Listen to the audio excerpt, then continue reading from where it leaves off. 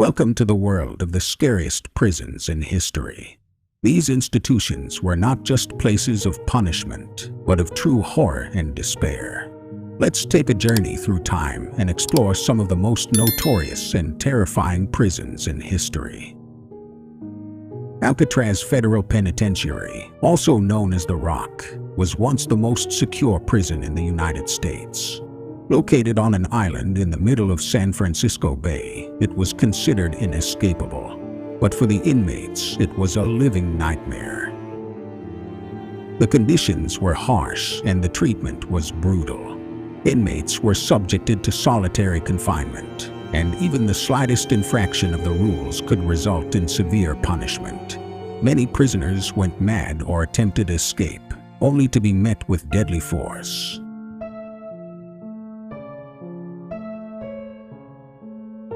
The Tower of London was not only a royal palace and fortress, but also a prison for centuries. Many political and religious prisoners were held there, some for years, others for life. The conditions were inhumane and the treatment was cruel. Many prisoners went mad or died from disease and starvation.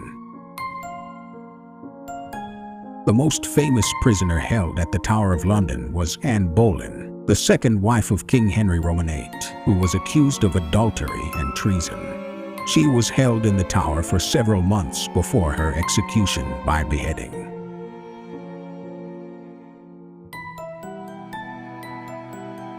The Bastille was a notorious prison in France, where many political prisoners were held during the reign of Louis Roman XVI. It was a symbol of the monarchy's tyranny and the people's oppression.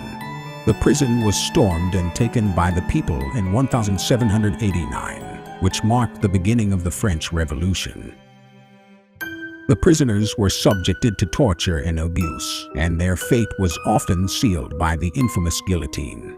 One of the most famous prisoners held at the Bastille was the Marquis de Sade, a French nobleman who was imprisoned for his scandalous and controversial writings. Eastern State Penitentiary, built in 1829, was one of the first penitentiaries in the world.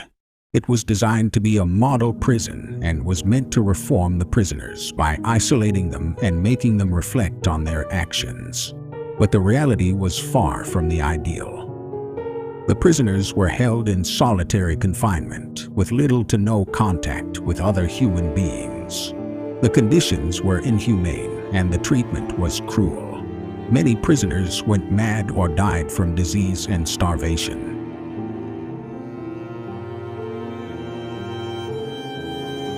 These were just a few